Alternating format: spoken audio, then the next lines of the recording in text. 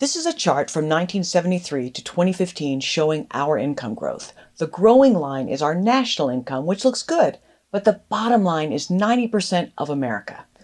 So why is the rich getting richer? One of the main reasons I discovered is that our state governments are allowing corporations to actually write our state laws. So our state laws don't represent our voices, but the voices of the corporations. And I knew there were lobbyists influencing politicians, but I naively still thought there were politicians and they're writing our laws. But no, it turns out there's this somewhat secret organization called ALEC, which is an acronym for American Legislative Exchange Council. But let me show you. Let's Google ALEC. And the first thing that comes up is their website, but it's kind of completely slanted to make you believe they're doing these amazing things. Let's go to Wikipedia and I'll show you some of the things they stand for.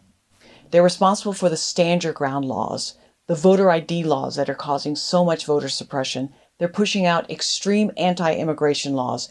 Here's a good one. They're passing laws that establish that environmental and animal rights protests are called acts of terrorism. So they're silencing people from protesting.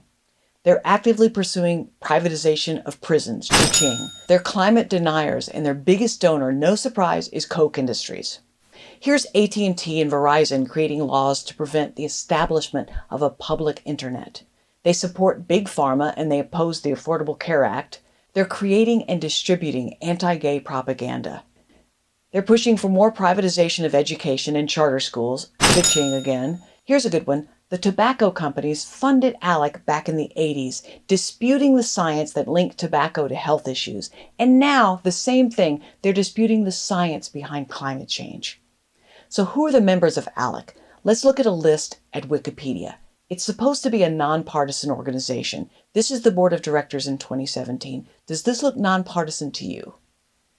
What corporations are members of ALEC? Let's just start in the A's. As you can see, there's lots of pharma and lots of oil and gas. And again, this is just the A's, and this list goes on forever.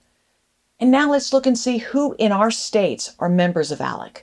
I'm going to scroll down and I'm going to choose my state, Texas. And here are all of the people in my state government working with corporations to write our state bills. Let's look at some articles online about ALEC. Here's USA Today from July of this year. They copied bills from corporations. These lawmakers say it's okay. Here's the Washington Post from August. Conservatives remade American politics. Here's how they did it.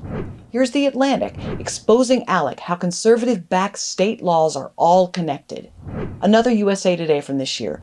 You elected them to write new laws. They are letting corporations do it instead. Here's another. What is ALEC? The most effective organizations for conservatives, says Newt Gingrich. Here's who's really writing our state legislation from NPR.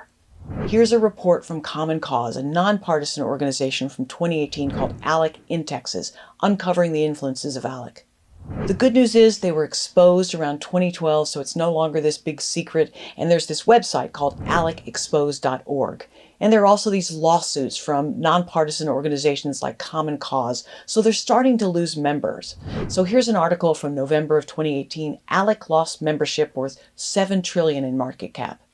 The bad news is, for some corrupt, stupid reason, they are classified as a 501c3, so all contributions, since they've been founded in 1973, have been tax deductible, as if they're a charity, trillions in tax deductions. I'm not anti-Republican at all, but this really pisses me off because we're never going to see the bottom line representing the income of 90% of Americans until we get the corporations out of our governments. We didn't elect people in our states to spend the majority of their time fundraising and then use legislation written by corporations who just duplicate the same bill over and over and then pass that bill from state to state to state. Our laws are created for we the people, not we the corporations. This is why our vote in 2020 is crucial. How many people in your state are members of ALEC? Check it out. You have the power to vote them out, and you have the information right at your fingertips. Stop thinking about what party you stand for, and start thinking about what candidate stands for the things you believe in. The two-party system has become so polarized that neither party is recognizable. Consider that your party doesn't represent you anymore, and vote for the candidate, not the party. I'm asking all people to please choose our states over party, choose integrity over party, and please let's make America sane again. I'm Gina Fant Simon. Please be kind and respectful in your comments. Thanks for watching.